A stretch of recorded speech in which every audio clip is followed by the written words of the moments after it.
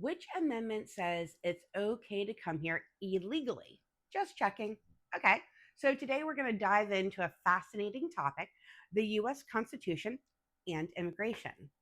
While we might not find the word immigration directly in the US Constitution, it does set up the groundwork for related issues like naturalization and citizenship.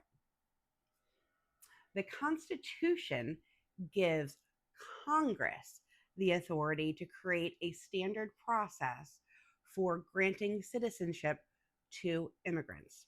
That is found in Article 1, Section 8, where it says Congress can establish a uniform rule of naturalization.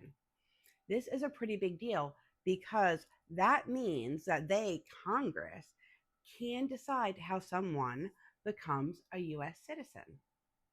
Now, let's talk about the 14th Amendment, shall we?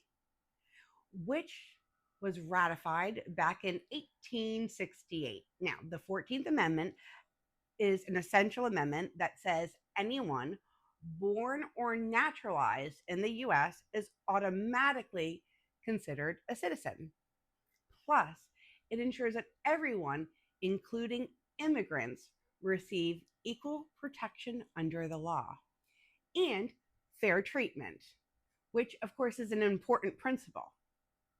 When it comes to the big picture, the Supreme Court has ruled that the federal government holds extensive power over immigration, letting it decide who gets in and who doesn't.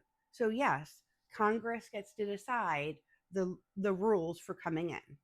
But as we look back at history, you can see how our immigration policies have changed over time. For example, the Naturalization Act of 1790.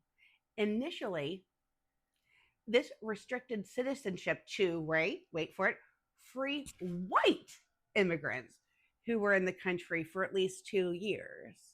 So, as time went on, laws evolved, reflecting shifting perspectives, right?